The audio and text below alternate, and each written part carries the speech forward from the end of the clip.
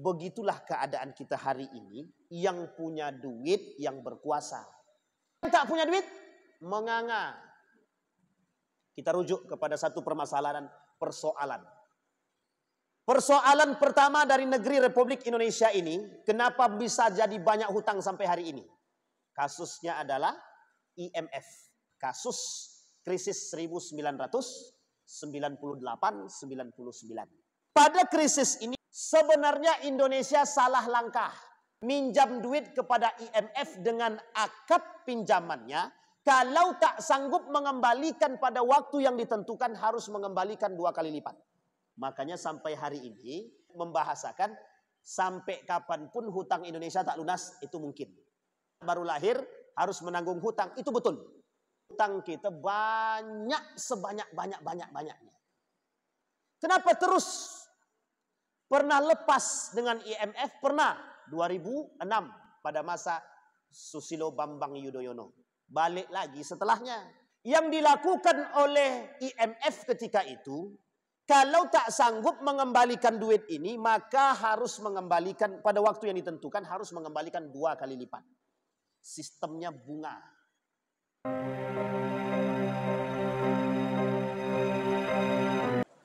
Assalamualaikum warahmatullahi wabarakatuh. Alhamdulillahi rabbil alamin. Alhamdulillahilladzi arsala rasulahu bil huda wa dinil haqq liyudhhirahu 'alad dini kullih wa kafa billahi syahida. Asyhadu an la ilaha illallah wahdahu la syarika lah wa asyhadu anna Muhammadan abduhu wa rasuluh la nabiyya ba'd. Allahumma salli wa sallim wa barik ala hadzal nabiyyil karim. Allahumma salli ala Muhammad wa ala ali Muhammad fil alamin innaka Hamidum Majid. Ya ayyuhalladzina amanu taqullaha wa qulu qawlan sadida yuslih lakum a'malakum wa yaghfir lakum dhunubakum wa may yuti'illaha wa rasulahu faqad faza fawzan 'azima. Puji syukur kehadirat Allah dengan mengucapkan alhamdulillahirabbil alamin. Berselawat kepada Nabi dengan mengucapkan Allahumma salli ala Muhammad wa ala ali Muhammad fil alamin innaka Hamidum Majid. Bapak Ibu sekalian yang berbahagia, gimana kabarnya, sehat? Ibu-ibu sehat, Bu? Bapak-bapaknya yang hadir ini nampak sehat-sehat. Habis makan kambing saja. Kambing sapi. Tapi malam hari ini nampak kali tanda kiamatnya. Nampak, Bu, ya? Tanda kiamat. Ibu-ibu lebih banyak daripada laki-laki. Itu tanda-tanda kiamat tuh. Tanda kiamat itu jumlah perempuan lebih banyak dari laki-laki. Tapi bukan di masjid. Di luar. Kalau dalam masjid ya mungkin beda-beda tipis saja lah. Baik Bapak Ibu sekalian yang berbahagia. Kita lanjutkan kajian kita tentang ekonomi Islam. Ibu-ibu masih ada yang ingat sampai mana kemarin kita bahas? Ada yang masih ingat? Dah lupa? Baik, nanti kita bahas. Kata Allah dalam Al-Quran, A'udzubillahi minasyaitanirrajim, Bismillahirrahmanirrahim. Ya ayyuhalladzina amanu la tuhillu sya'airallah wala syahral haram wala al-hadya wala al-qala'id wala aminal baital haram yabtaguna fadlan min rabbihim wa ridwan wa idza halaltum fastadu wala yajrimannakum syana'anu qaumin an saddukum 'anil masjidil haram an ta'tadu wa ta'awanu 'alal birri wat taqwa wa la ta'awanu 'alal itsmi wal 'udwan wattaqullaha innallaha syadidul 'iqab. Kata Allah dalam Al-Qur'an, ya ayyuhalladzina amanu, hei orang-orang beriman, la tuhillu sya'airallah, jangan kalian itu menghalalkan sya'airallah. Apa itu syair? Syair itu sesuatu yang bersifat ada hal yang diharamkan oleh Allah, jangan dihalalkan. Ada hal yang haram jangan dihalalkan, ada yang halal jangan diharamkan. wala syahrul haram wala al-hadya wala al-qala'id wala amin al-baitul haram. Kemudian kalimat selanjutnya wa idza halaltum fasdatu wala yajrimannakum sana'u qaumin an saddukum anil masjidil haram. Ini ada kaitannya dengan orang-orang yang melaksanakan ibadah haji. Dalam ibadah haji itu ada perbuatan yang dilakukan oleh umat muslim yang mereka berangkat ke Madinah terlebih dahulu. Jadi kalau orang-orang yang berhaji, kalau dia ke Madinah dulu, baru dia ke Mekah, maka dia harus membayar dam. Bayar apa namanya, Bu? Dam. Bapak Ibu tahu dam? Dam itu membayar denda 1 ekor biri-biri, domba. Kemudian kalau dia banyak 7 orang bisa digabung jadi 1 ekor onta. Berarti setara nilainya 4 juta sampai 5 juta per kepala. Itu kalau dia berangkat dari Indonesia ke Madinah dulu. Tapi kalau dia masuk langsung ke Mekah, tak perlu bayar dam. Tak perlu bayar dam. Karena haji ini banyak modelnya. Ada haji qirat, ada haji tamattu, dan beberapa hal yang lain. Dan ini tergantung pada masuk. Ada yang masuk lewat Madinah, ada yang masuk lewat Mekah langsung. Nanti juga ada namanya model-model dalam haji yang dilakukan. Hanya saja semua para orang-orang yang berhaji ini wajib dia berada di satu tempat dari sekian banyak hari-hari haji tadi. 1 hari saja dia wajib bersama. Namanya Arafah. Arafah itu inti daripada haji. Maka kata Nabi dalam hadis dia, Al-hajju bi Arafat. Haji itu ya di padang Arafah itu.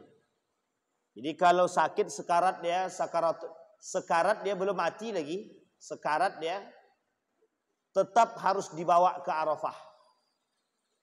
Kalau dia tak masuk Arafah berarti tak bisa terhitung haji. Karena haji itu di Arafah.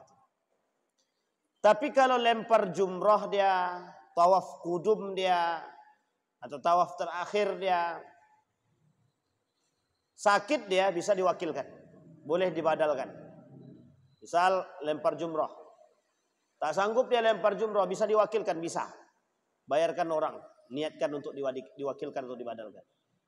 Tapi dalam haji, dalam Arafah tak bisa. Maka wajib. Maka disampaikan oleh Nabi bahwa haji itu di Arafah. Jadi sebenarnya haji itu cuma 1 hari aja. Kok kenapa sampai orang 40 hari di sana? Karena yang berangkat sana banyak, tak sedikit. Jutaan manusia. Di antara kegiatan-kegiatan haji itu, ada kegiatan-kegiatan yang bisa memperkaya. Tapi dengan cara yang tak baik. Maka nanti di sini ada kaitannya dengan apa yang tadi kita sampaikan. Salah satunya adalah dam. Dan hadyu. Hadyu itu adalah penyembelihan hewan dalam kategori dam.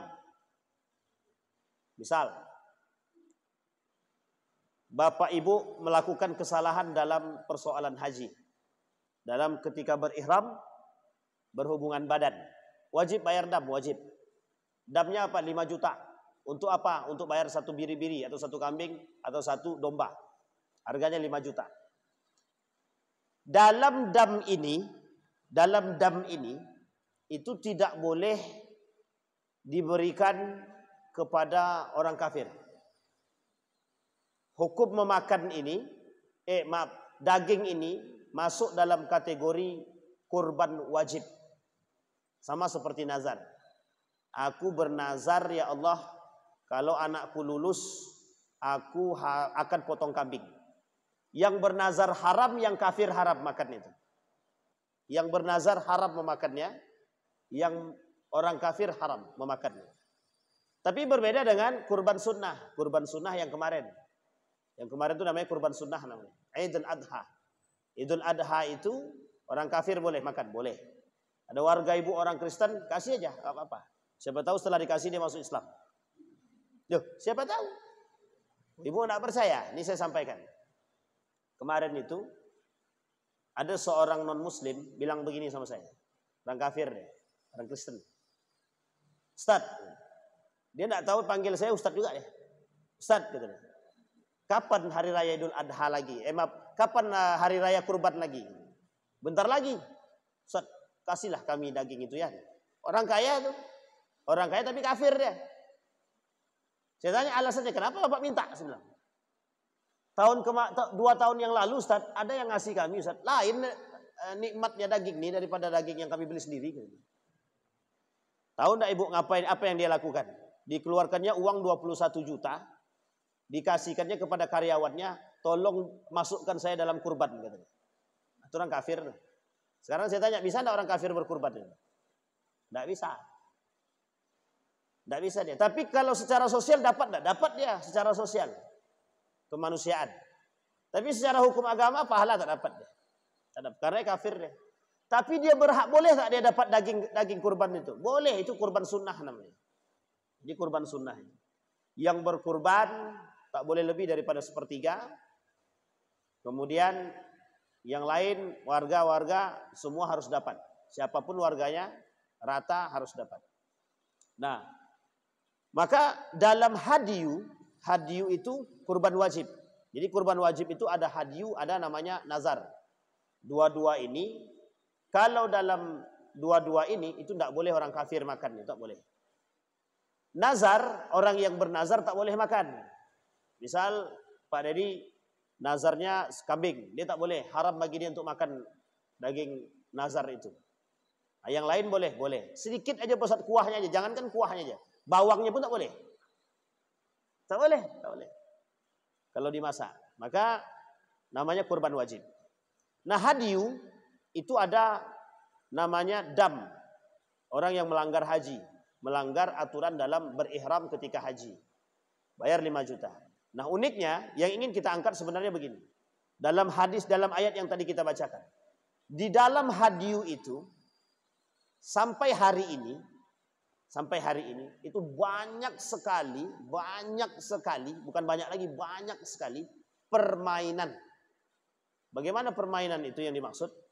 Jual beli kambing, biri-biri, onta, kemudian domba yang tak sesuai. Banyak sekali. Apakah dam itu diterima? Kalau dia tahu, tidak Allah terima. Maksudnya yang pelakunya tahu, yang berdam, yang membayar dam ini tahu, Allah tak terima. Tapi kalau seandainya dia tak tahu, itu tak urusan dia, urusan yang menipu. Sekarang kita lihat, nanti kita kaitkan dengan ekonomi Islam.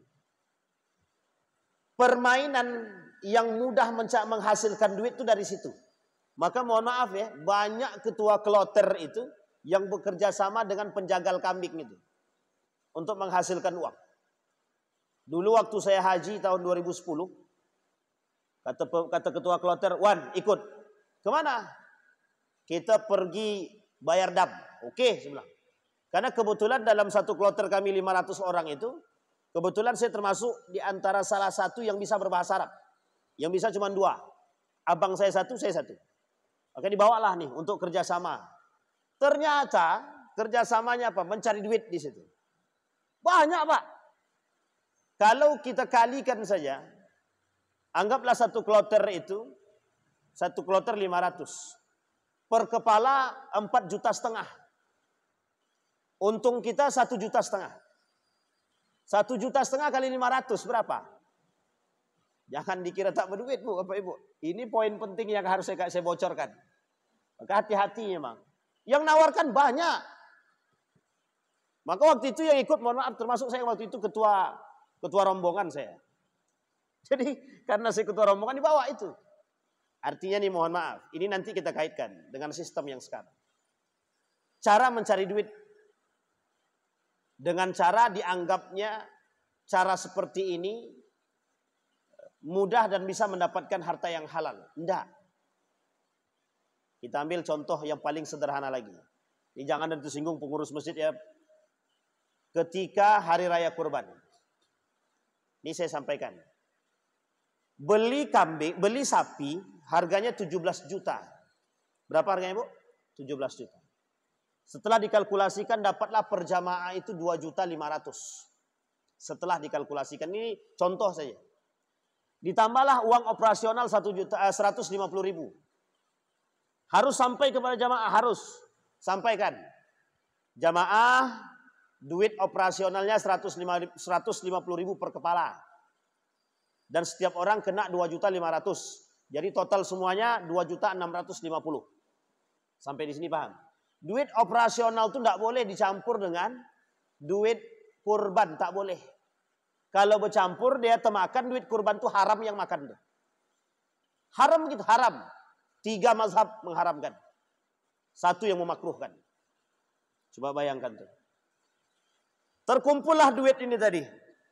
Anggaplah duit ini terkumpulnya 25 kali 7. Kita anggapkanlah 17 juta gitu ya. Anggap aja kalau capek mikir. Ternyata nih sebenarnya duit 17 juta ini 1 ekor sapi. Pas mau bayar, kata yang punya sapi, karena bapak belinya banyak, 9 ekor, kami kasih korting 500.000. Dapat di korting ya? 500.000. Sekarang saya tanya, 500.000 ini haknya siapa? Haknya panitia atau haknya yang berkurban? Hak yang sahibul kurban. Kira-kira panitia memakannya halal apa haram? Haram. Sampai di sini paham? Hah? Panitia cuma sebatas wakil. Sekarang saya kasih solusi biar jadi halal. Gimana jadi biar jadi halal? Biar jadi halal, yang wakil nih tadi bayar 17 juta, sampaikan kepada orang yang penjagal sapi tadi, yang punya sapi tadi. Kalau mau kasih dia, masukkan pada akad operasional setelah transaksi akad. Misal 17 juta, kita bayar 17 juta. Apa kata yang punya sapi tadi? Ini saya kasih untuk panitia 500.000 per kepala. Kalau dia 9 berarti 4.500.000 untuk operasional. Halal apa tak halal? Itu solusi itu Pak. Kenapa saya sampaikan ini harus? Karena banyak sekali yang mau mencari sapi itu. Apa alasannya? Itu dia alasannya. Sampai di sini paham Bapak Ibu ya? Sekarang saya tanya dulu. Sama enggak dengan cara yang hadiu tadi, dam tadi? Pada poin pertama. Sama. Mencari uang yang ternyata itu bukan hak kita. Sistem ekonomi kapitalis itu. Jadi, dalam sistem ekonomi kapitalis ini, kita ini dituntut mencari keuntungan dalam setiap transaksi atau berekonomi model apapun, silahkan. Yang penting kita dapat duit. Nah, ini saya masukkan poin contoh langsung. Ibu-ibu tahu, Bapak Ibu tahu pasar saham? Tahu pasar saham? Trading begitu? Yang beli saham gitu, tahu? Tahu ya? Sering main? Ada seorang ekonom namanya John Perkin. Boleh Bapak Ibu buka di YouTube itu. Ada wawancara dia dengan salah seorang interviewer. Jadi ketika diwawancarai, apa kata dia? Pasar saham ini sengaja dibuat oleh Yahudi untuk menghasilkan duit. Cara bermainnya spekulatif, spekulasi. Kapan turun beli, pas mahal jual. Itu dia cara mainnya. Sehingga kita dituntut untuk nengok terus kapan turun, kapan naik. Kalau turun kita beli, kalau sudah naik kita jual. Untuk menghasilkan. Ada orang-orang juga yang tanam saham.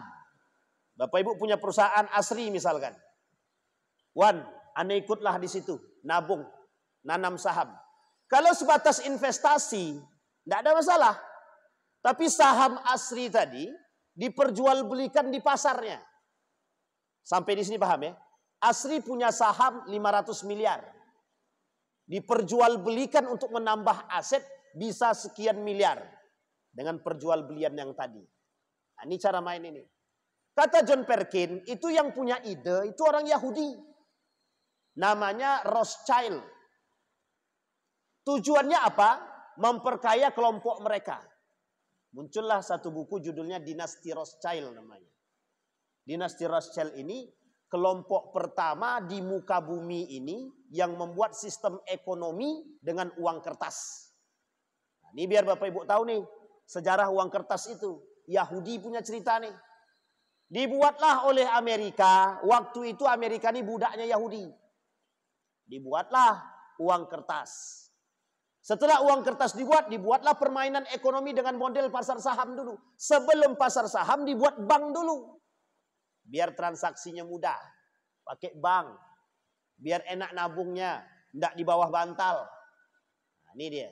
Singkat cerita, orang-orang yang di dalam bank tadi, bank ini kan pasti butuh modal nih. Nah, modal di dalam ini, orang-orang yang bermodal tadi masuk bergabung, anggap 5 orang. Siapa punya modal terbesar? Ridwan punya modal terbesar, maka dia termasuk pemegang saham tertinggi yang berhak memiliki perusahaan tersebut. Nah, ini model mainnya begini. Biar duit ini semakin banyak, diputarlah. Sampai di sini paham ya, Bapak Ibu ya? Diputarlah. Maka cara memutarnya bagaimana? 2. 1 dengan jual saham ini, yang kedua dijadikan surat berharga. Nah, ini poin-poinnya di sini. Ini belum masuk dalam banknya, baru di luar banknya, dalam pemegang saham dulu. Nah, nanti kita perhatikan. Kemudian ini dipermainkan.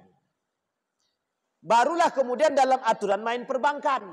Sekarang saya tanya sama Bapak Ibu. Bapak Ibu masuk nabung duit 100 juta di bank. Hari ini nabung 100 juta. Sekarang saya tanya, besok bisa enggak Bapak Ibu? Besok mau ngambil duit bisa enggak langsung ngambil 100 juta? Enggak bisa. Kenapa tak bisa? Padahal itu hak siapa? Duit siapa? Itu sistem kapital tuh begitu. Kenapa tak bisa? Karena duit Bapak Ibu diputar dia.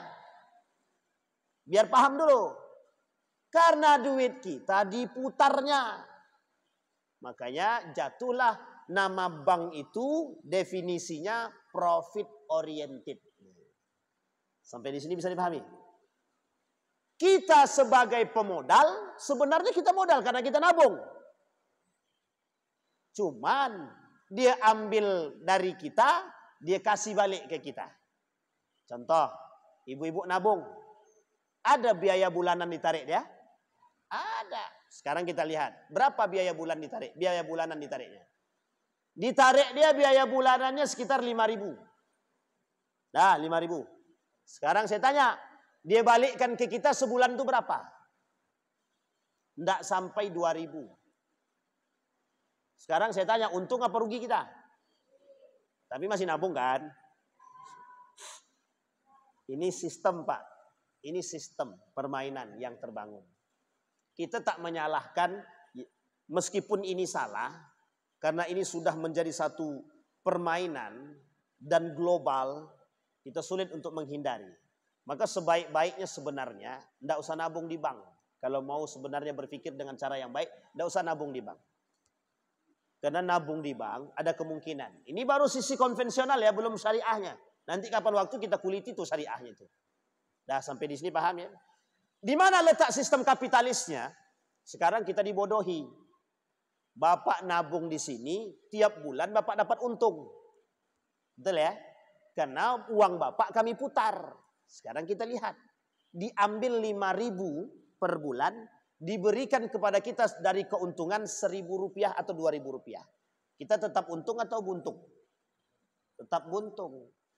Makanya sampai setahun 2 tahun, duit yang tidak Bapak ambil, Bapak Ibu ambil, itu tetap akan berkurang, tidak akan bertambah. Tidak akan bertambah. Inilah yang disebut dengan kapitalis. Kita membeli program mereka. Bahasa kasarnya begitu. Mereka punya program, kita beli. Duit kita diputarnya, duit kita diputar nih. Tapi keuntungannya dia makan. Begitulah modelnya. Maka Bapak Ibu sekalian yang berbahagia, oleh Amerika ketika itu melalui perbankan ini, apa kata mereka? Masa depannya Amerika itu di sini. Karena yang pertama kali membangun perbankan itu Amerika. Indonesia punya bank? Punya. Kapan Indonesia punya bank? Siapa gubernur pertama yang menjadi gubernur pertama BI Bank Indonesia? Yang bisa jawab kita kasih hadiah. Asri. Harus paham sejarah Bapak Ibu. Orang pertama yang menjadi gubernur BI. Yang bisa dapat kita kasih hadiah. Yang bisa jawab. Cari Google. Simbah Google. Saya kasih tahu. Namanya Safrudin Prawira Negara. Siapa Safrudin Prawira Negara itu? Ini memang sejarah ibu-ibu ini merah nih. Yakin saya Bapak Ibu nih. Bukan merah lagi. Safrudin Prawira Negara itu Presiden Republik Indonesia Serikat. RIS.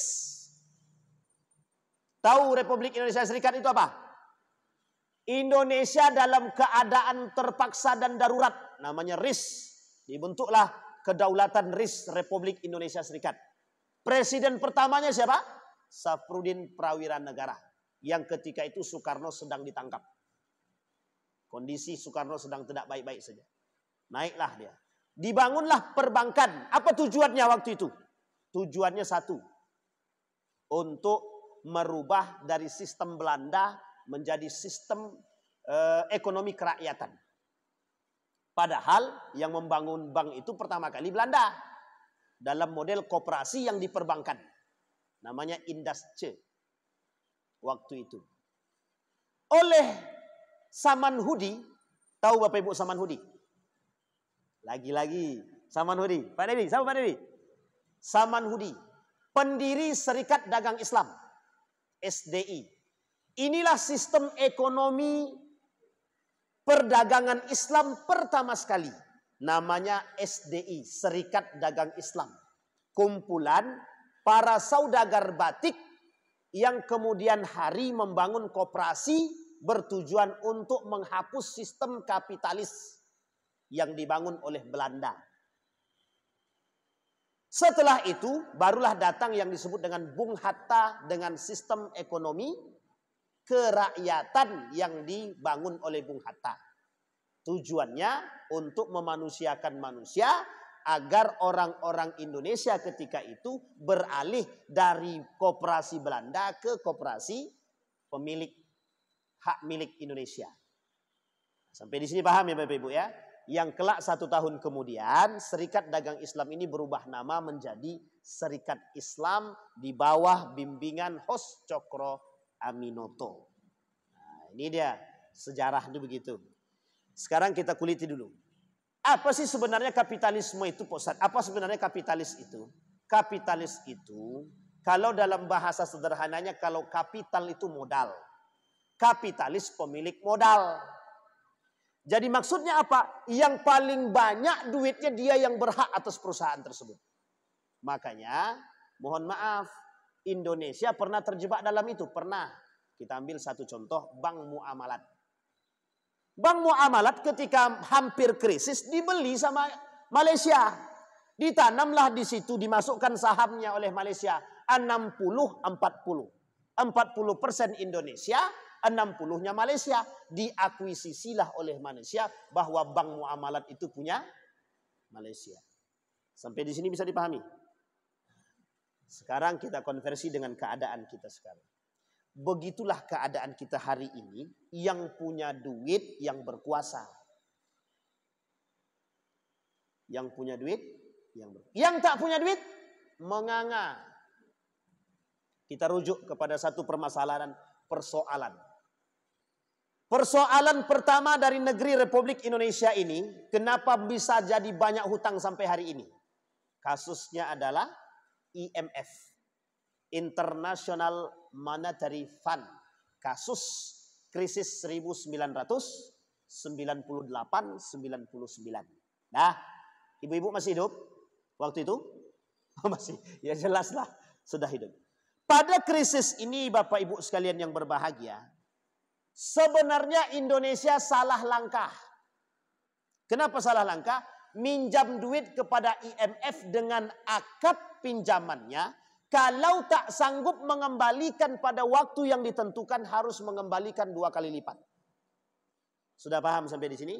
Makanya sampai hari ini kalau ada yang membiasakan, yang membahasakan sampai kapanpun hutang Indonesia tak lunas, itu mungkin. Orang anak baru lahir harus menanggung hutang, itu betul. Kenapa betul? Hutang kita banyak sebanyak-banyaknya. Kenapa terus? Pernah lepas dengan IMF? Pernah. 2006 pada masa Susilo Bambang Yudhoyono. Balik lagi setelahnya. Sampai di sini paham? Sekarang kita lihat yang disebut dengan kapitalisnya itu. Yang dilakukan oleh IMF ketika itu, kalau tak sanggup mengembalikan duit ini, maka harus mengembalikan pada waktu yang ditentukan, harus mengembalikan 2 kali lipat. Sistemnya bunga. Makanya sistem bunga ini bukan sistem bunga nasional lagi. Sudah global internasional. Makanya ribanya sekarang itu riba internasional namanya. Riba global. Yang sangat sulit untuk kita lawan. Disinilah asas muncul 1992 berdiri yang disebut dengan at-takaful. Tahu at-takaful? Asuransi Islam. Namanya at-takaful. Salah satu akad yang terbangun dalam at-takaful itu namanya at-ta'awun. Akad saling membantu. Di dalam ayat ini disampaikan wa ta'awanu 'alal birri wa la tata'awanu 'alal itsmi wal udwan wa ta'awanu 'alal birri wat taqwa wa la tata'awanu 'alal itsmi wal udwan. Jangan saling membantu dalam dosa, tapi saling membantulah dalam ketaatan. Sekarang Indonesia ini sedang saling membantu dalam kemaksiatan. Kenapa begitu? Saling korupsi. Korupsinya bareng-bareng. Ngambil tilap duit bareng-bareng. Kan bareng tuh. Pokoknya kalau kau nanti Robert, kalau kau nanti masuk gara-gara kasus korupsi, tolong kau bantu aku, jangan kau sebut nama aku. Nanti anak istrimu aku bantu. Wah, ini saling membantu, tapi dalam apa itu? Kemaksiatan. Sampai di sini paham? Kembali kepada permasalahan tadi. Sehingga utang kita nih sulit untuk diselesaikan. Akhirnya apa yang terjadi? Indonesia pinjam uang ke IMF, diberikanlah bantuan itu kepada perbankan-perbankan itu dengan cara cuma-cuma tanpa ada akad perjanjian yang jelas. Singkat cerita, para pemilik yang tadi, bank-bank swasta tadi, kabur ke Singapura dan ke Swiss. Sehingga mereka tidak bisa mempertanggungjawabkan hutang tersebut. Padahal bantuan itu disebutkan bantuan likuiditas, BLBI.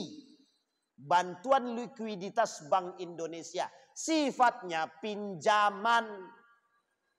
Tapi ternyata tidak dikembalikan. Sekarang siapa yang menanggung hutang itu? Kita yang tak terlibat. Di mana letak kapitalisnya? Ketika IMF menggandakan hutang. 1, karena mereka punya modal. Inilah alasan kenapa ketika itu Megawati Soekarno Putri menjual perusahaan Mentari. Tahu Bapak Ibu ya? Ini alasan.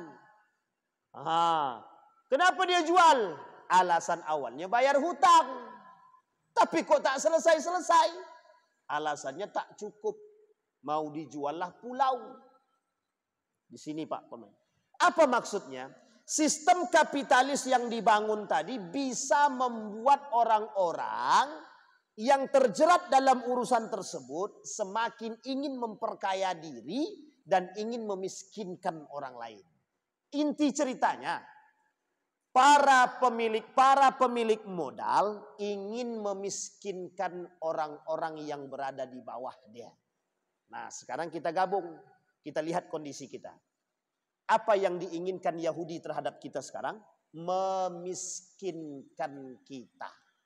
Makanya, Pak, salah satu sistem yang harus dibangun untuk menggandeng ini adalah biar jalannya lancar, miskinkan manusianya. Gimana cara memiskinkan manusia? Dua. Satu, diajak kerjasama dengan sistem modal, kemudian ditipu. Yang kedua, dipaksa. Dipaksa. Kok bisa begitu modelnya? Memang begitu modelnya. Maka disinilah poin pentingnya Bapak Ibu. Kenapa sistem kapitalis ini sangat-sangat berbahaya dan merusak. Karena sistem ekonomi ini, yang sistemnya kapitalis ini, memiskinkan yang miskin, mengkayakan yang kaya. Maka oleh para pengamat ekonomi disebutlah dengan konglomerasi. Apa itu? Yang kaya harus kaya, yang miskin harus. Sekarang saya ajak Bapak Ibu melihat sejarah. Di mana sistem ini pernah terjadi? Pada masa jahiliyah. Sekarang kita lihat pada masa jahiliyah. Berapa banyak orang kaya pada masa itu? Banyak. Bagaimana cara mereka nampaknya kaya? Ada namanya bahasa. Kau miskin, aku kaya. Bagaimana caranya membuat mereka bisa jadi kaya? Diadakan namanya sistem perbudakan. Maka sebenarnya kemiskinan sekarang itu dibuat. Sekarang ini kemiskinan itu dibuat. Sekarang saya tanya, jumlah kemiskinan kita berkurang atau bertambah? Dalam data itu berkurang. Tahu Bapak Ibu kenapa berkurang? Angka kemiskinan itu berkurang, tahu kenapa? Standar kemiskinannya diturunkan. Yang tadinya standar kemiskinan itu di bawah 1 juta. Sekarang dibuat di bawah 500.000. Kira-kira angka kemiskinan berkurang atau bertambah? Angkanya berkurang, orang miskinnya bertambah. Sampai di sini paham? Ini salah satu dampaknya. Maka memiskinkan adalah salah satu keinginan mereka. Disinilah Bapak Ibu sekalian yang berbahagia, oleh Saprudin Prawira Negara, kita berbicara konteksnya negara Republik Indonesia, oleh Saprudin Prawira Negara dibangunlah sistem yang dibangun ekonomi Islam. Apa tujuannya? Menyamaratakan manusia, tidak ada yang kaya, tidak ada yang miskin. Sekarang saya tanya langsung sama Bapak Ibu semua. Lebih enak mana? Makan di pedagang kaki lima atau di restoran? Jujur. Enak lah di restoran lagi Pak Ustaz. Kalau ada yang bilang di pedagang kaki lima itu alibi dah tuh. Di mall diskon 50%. Pedagang kaki lima enggak diskon. Jujur ibu-ibu ya. Ibu-ibu lebih mau beli di mana? Di mall atau di pedagang kaki lima? Jujur. Di mall lah Pak Ustaz, diskon 50%. Sampai di sini paham? Dalam sistem ekonomi Islam, mengapa kita dituntut untuk bisa memanusiakan manusia? Karena orang yang berdagang di pedagang kaki lima, dia cuma cari makan, bukan untuk ekspansi usaha dia. Bukan pengembangan usaha. Dapat duit, dia belikan untuk modal besok, sisanya dia untuk makan dan bayar sekolah anak. Tapi orang yang di mall tidak untuk itu, ekspansi pengembangan usaha. Ini saya kasih contoh sama Bapak Ibu, biar Bapak Ibu ini mengerti. Santri saya, waktu itu saya mengajar di universitas. Saya dulu dosen di Universitas Muhammadiyah Yogyakarta. Kuliah ekonomi Islam kami tidak di dalam kelas. Saya bawa ke Malioboro. Satu saya bilang, tanyakan kepada para pedagang ini, buat apa mereka jualan.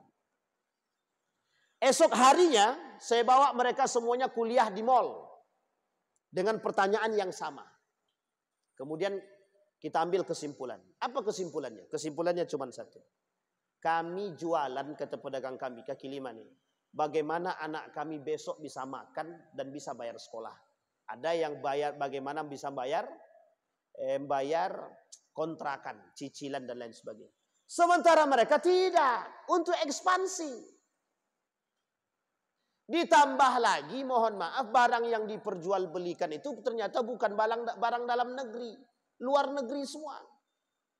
Disinilah kenapa Pak Prabowo mengatakan swasembada pangan. Di stoplah beras dari Filipina. Yang dari Filipina saja yang di stop, yang lain tidak di stop. Tahu Bapak Ibu beras dari Filipina itu beras apa? SPHP. Itu berasnya dari Filipina. Di stoplah oleh Pak Prabowo. Apa tujuannya? Agar orang-orang membeli beras daerah pribumi. Orang Siak, sebagian besar di antara mereka sudah mulai memakan beras sendiri. Dan ternyata enak. Pelalawan juga sudah punya beras sendiri. Cuman tidak dipasarkan. Nah, itu masalahnya. Nah, kembali kepada poin tadi. Nanti kita bahas itu pada poin yang selanjutnya. Sekarang kita lihat, kita yang sekarang ini, dengan kondisi kita yang sekian rumit ini, ada orang yang korupsi, ada yang maling, ada yang merampok, segala macam, itu dampak atau efek daripada sistem kapitalisme tadi. Yang kaya harus kaya, yang miskin harus miskin. Sekarang kita lihat kasusnya. Siapa yang punya duit di negara Republik Indonesia ini? 9 naga. Tahu 9 naga? 9 naga ini orang mana? Tahu Bapak Ibu kan? Sekarang saya tanya, mereka pemegangnya dananya di situ. Ini ada sejarah, ada. Dulu sejarahnya orang-orang bermata sipit ini oleh Soeharto tidak boleh masuk ke pemerintahan, tak boleh. Tidak boleh. Maka diberikanlah keleluasan untuk berdagang. Ternyata perdagangan mereka berhasil dan besar. Ada alasannya, ada. Mereka, orang-orang mata sipit ini, diwajibkan berdagang oleh negara mereka dengan pinjaman uang dari perbankan mereka 0,0 sekian persen. 0,01%. Kalau sekarang ini 0,03%. Kalau kita berapa persen? 0, sekian persen atau 15% atau 10% atau 5%. Kalau minjam 5%. Ada yang sampai 10%. Sampai di sini paham? Sehingga orang-orang bermata sipit ini memang betul-betul diarahkan untuk berdagang. Singkat cerita, berhasillah mereka dalam berdagang. Ini sejalan dengan hadis Nabi. Utlubil ilma ya, meskipun hadis ini diperdebatkan oleh para ulama, utlubil ilma walau bisin. Tuntutlah ilmu meskipun sampai ke negeri Cina. Yang dituntut itu ilmu apa maksudnya? Ilmu dagang. Yang terkenal di mana-mana, orang mata sipit ini, anak-anak mereka, anak-anak mudanya, orang-orang mata sipit ini wajib dagang dan difasilitasi pinjaman oleh negara. Jadi jangan salah kenapa mereka itu ahli berdagang. Tapi memang pelitnya na'udzubillah memang. Karena itu sengaja diterapkan kedisiplinan. Kembali kepada poin tadi. Sekarang kita lihat, cuman sistemnya berbeda. Cina komunis, tapi Amerika kapitalis. Dengan sistem yang berbeda. Disinilah Bapak Ibu sekalian yang berbahagia. Kenapa sistem yang sekarang kita anut hampir mirip dengan itu. Karena dorongan yang kaya harus kaya, yang miskin harus. Sekarang kita lihat hadis Nabi. Kata Nabi, kelak di akhir zaman, kata Nabi dalam hadisnya, la ya'tiyanna 'alan nasi sayati 'alan nasi zamanun la yubali bima akhadha aminal halal aminal haram. Kata Nabi, kelak di akhir zaman tidak akan terjadi hari kiamat sampai mereka melakukan perbuatan atau mencari pendapatan dengan cara tidak lagi berpikir. Mau itu halal kek, mau itu haram kek, kami tidak pikir. Kenapa tidak pikir? Yang penting kami berhasil. Yang penting kami punya uang. Yang penting kami punya keuntungan. Disinilah poinnya. Kata Nabi, berarti kalau kita lihat hadis ini, kita sekarang sedang berada di akhir zaman. Kenapa demikian? Sekarang kita lihat. Di mana sistem, kita ambil contoh ya, kontraktor. Jangan tersinggung yang para kontraktor Bapak Ibu. Kontraktor. Para kontraktor itu, kalau mau dapat tender harus suap. Halal atau haram? Sekarang saya tanya. Kalau kita katakan kepada mereka, Pak tinggalkanlah itu. Apa jawabannya? Anak kami mau makan. Istri kami mau hidup. Rumah kami ada tunggakan. Segala macam. Pertanyaannya, apakah mereka berpikir apa yang mereka lakukan itu haram? Sebenarnya terfikirkan. Tapi ternyata nafsu syaitannya lebih tinggi daripada perbuatan baik dan amal solehnya. Sehingga yang dia ikuti adalah nafsu syaitan. Sekarang saya tanya, mohon maaf jangan bangga jadi kontraktor, jangan bangga. Karena hampir subhat yang masuk. Tidak tahu kita halal atau haram. Kenapa? Salah satu cara mendapatkan tender itu harus pakai suap. Satu. Sekarang saya tanya lagi. Jangankan kontraktor. Mau masuk kerja aja pakai suap. Aku mau jadi kepala dinas di ujung sana. Tidak apa-apa, bayar 50 juta. La ilaha illallah. Mending jadi imam di masjid, selesai. Ingat Pak Imam? Dapat pahala besar. Apalagi kalau ikhlas.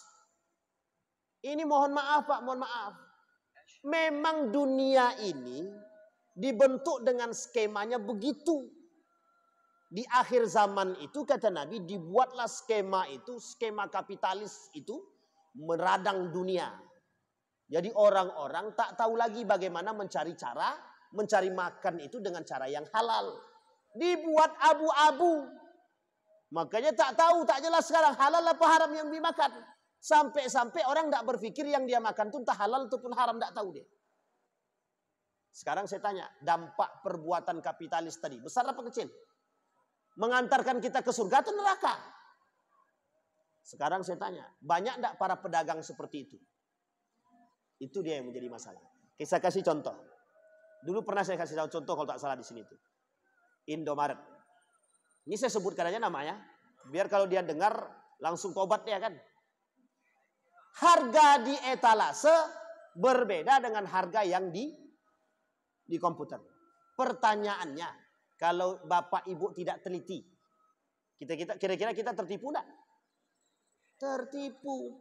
Sekarang saya tanya, Bapak Ibu tegur enggak? Kalau tidak tegur, tahu kita kesalahan itu, kalau kita tidak tegur kita berdosa. Nah, tapi kalau kita sudah tegur mereka tak mau merubah, mereka yang berdosa. Itu alasan. Makanya mohon maaf, banyak orang-orang yang mohon maaf, pedagang-pedagang ini kadang-kadang tak sesuai dengan etika perdagangan. Nah, insya Allah kalau kita diizinkan ketemu lagi, kita sampaikan persoalan perdagangan dalam Islam itu bagaimana etikanya dan kasus-kasus yang kita temukan kelak di hari-hari. Mudah-mudahan ada manfaat bagi kita semua. Mudah-mudahan bisa menambah keimanan kita. Dan mudah-mudahan dari pemaparan kita yang kita sampaikan ini bisa menjadikan kita orang-orang yang sadar akan keadaan. Agar kita bisa bertaubat dan kembali kepada jalan yang benar. Fa'tabiru ya ulil absar la'allakum tuflihun. Assalamualaikum warahmatullahi wabarakatuh.